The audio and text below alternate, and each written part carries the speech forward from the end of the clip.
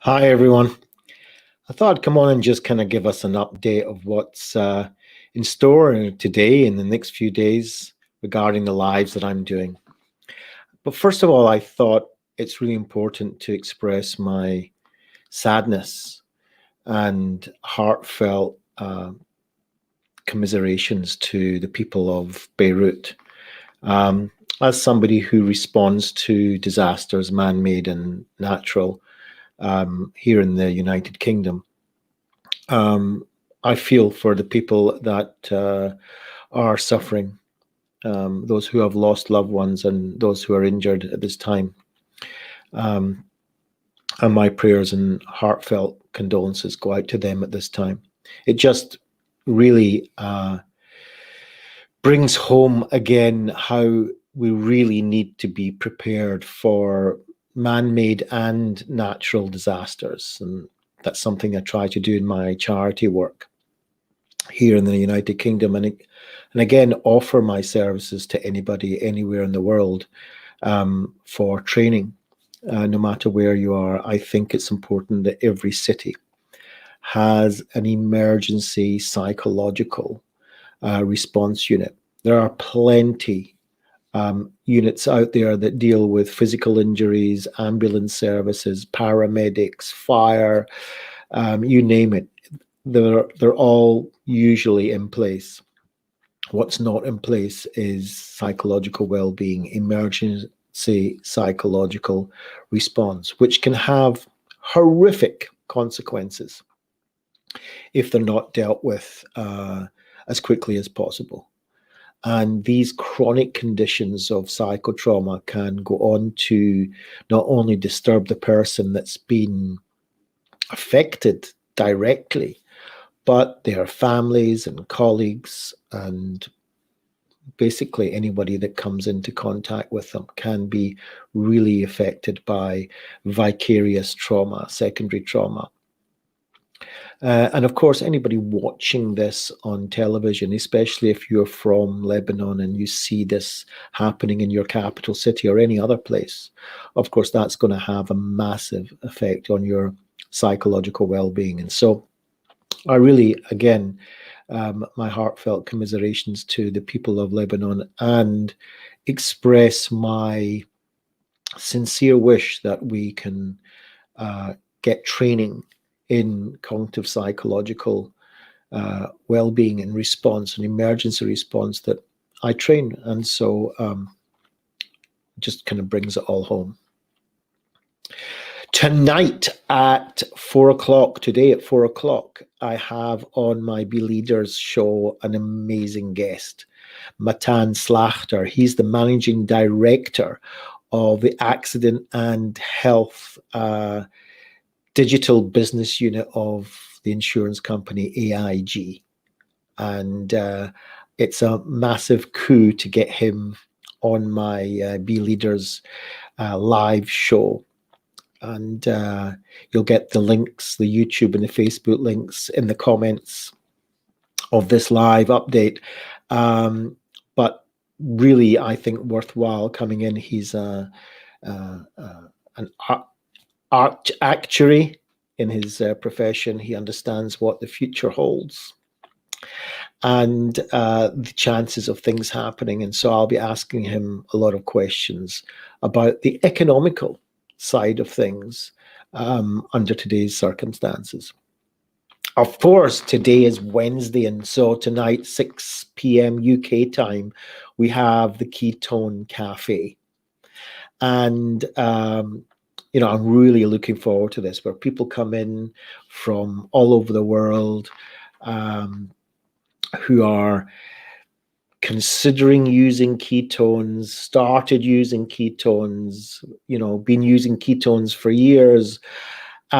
Basically, it's a group of people, whether you're taking ketones or not, it's about a group of people with a common interest. And the common interest is health and well-being.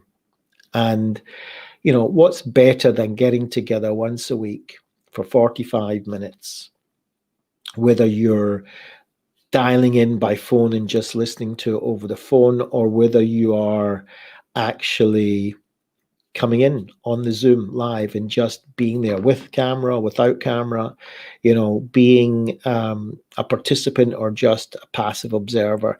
It doesn't matter. It's a place to be without judgment and just listen to other people expressing their lives at the moment and how we can all band together and support each other in the aspect of health and well-being. Right? It's about moving forward. It's about building each other in that health and well-being space. And that's a beautiful concept, I think. And we're in number 11 tonight, so the 11th week running.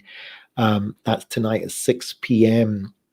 UK time, and people coming in from all over the world. So the link again will be in the comments underneath this this live.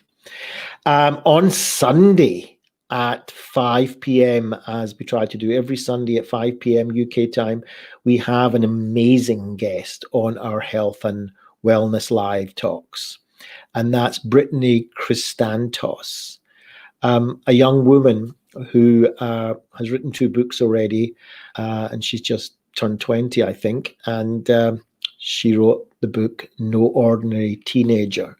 She hadn't spoken for 7 years of her life, and then we will hear her story, exactly what happened and what we can learn from her and what teenagers can learn from her in about expressing themselves, in about finding their own voice. And I think something that we all need to do is find our own voice and have that, self-belief in ourselves that we can go out and express our voice. I know for me personally, even doing this live now, at one point was extremely uncomfortable for me just to come on, whether it was a recorded video or a live video like this one.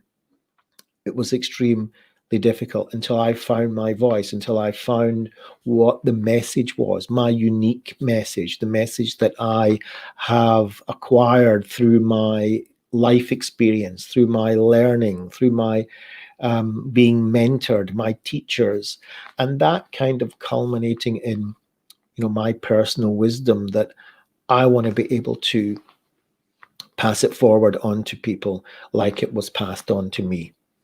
And so finding your voice, that will be on Sunday at 5 p.m. UK time. Again, the links will be in the comments. It's all about health and well-being, and especially as we go through these difficult times of pandemic 2020, it's not necessarily getting any easier. We might be in different stages of lockdown, but even as we come out of lockdown, we can see that, the virus is not gone anywhere, it's still around. So we have to learn to live under certain distresses at the moment, whether they're economical distresses, whether they're spiritual distresses, whether they're emotional distresses, psychological, or even physical and health. And so what I'm trying to do is to create a space in this virtual world of social media, to create a space where we can have that conversation without judgment, without guilt, without shame, in trying to together, in a certain we-ness, in a certain togetherness, come together and help each other, support each other, and bring value to each other on how to develop our own health and wellness as individuals, as families, as communities. And that's, what I've been trying to do since this pandemic started, basically. And I can see that it has a certain amount of benefit, whether I bring it from a financial health and wellness point of view, or I bring it from a psychological health and wellness point of view, or whether I bring it from, personal stories of how people try to combat obesity or combat diabetes or combat other chronic conditions. And at the same time, how they can pursue a life of value, how they can raise the value of their lives by considering the quality of life, the qualities that they would like to live their life by. And that's something I try to examine in myself daily. Gratitude in the morning, wake up and have gratitude that I'm still here, and not just still here, but here in a sense that I have a new opportunity every time I open my eyes in the morning of changing my behavior. At the end of the day, we're talking about using our brain and our bodily behavior to raise the quality of our life. There's a lot of pain in this world. There's a lot of pain in our life, but why have extra suffering when there is something that we can do about it? We can choose, absolutely choose to increase the quality of our life. We do have a lot that's within our own means. And there's a lot of living that we do that we think, that we know ourselves and we think, this is just me. But they're learned behaviors. They're what our brain is putting out on us. They're patterns of behavior. And if we understand how the anatomy and the physiology and the health works in the human mind and body, then we understand that sometimes the brain, when it kicks into automatic behaviors, we can think that, this is us and there's no way of changing it. And our brain will convince us of that. And so that's why it's really important to have somebody to reflect of and say, is this the best me I can have? Is this the optimal me? Or is there something that I can do to change that and make it, even better? And that's what the Ketone Cafe is about. That's what having a mentor is about. That's what having a coach is about. Is about being able to reflect off and be able to hear that, what? There are some things that you can do to increase the quality of your life. And I have my own mentors. Just talking to Diane and Sheila, for instance, yesterday, and they're saying to me, what? Get off that ego horse and start being who you are and start, you want to help people. You want to celebrate life. You want to celebrate life of others, which is very true. And sometimes we can get bogged down in our own ego. What will people think? Am I doing what I should be doing? Am I good enough to do what I, think I want to do? That's all ego controlled, egocentric. If we put that to the side and say, I'm just going out to do it. I'm just going out to help people.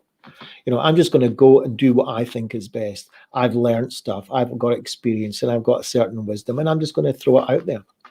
It's not in my control who picks it up and who doesn't, but it is in my control to put it out there. It is in my control to contribute to society at large. It is in my control to say, what, I, Dov, want to help you. And it's up to you whether you want to take that or not. Or you can go to somebody else. That's all good. But what I want to do is to place myself in that public space. That's why I'm doing this live, to be able to put myself out there and to try and have platforms that can assist me. It's not all about me. It's about me bringing people that are, even better than me at certain things and bringing them to the front of the stage and say, what?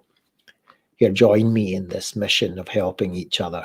Join me in this mission of nurturing a caring society. Join me in this mission of focusing on health and well-being. It's not just about all misery. It's about focusing on health and well-being. And what is health and well-being? Well, there's two sides to it, right?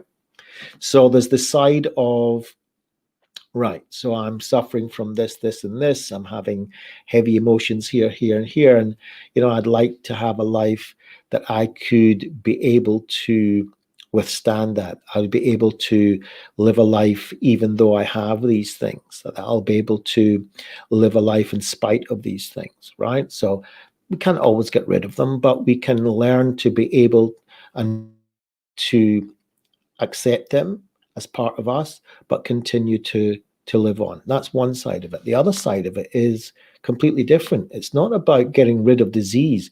It's about adding to my life. It's about producing in my life, being creative in my life, living my life according to the qualities that I want in it.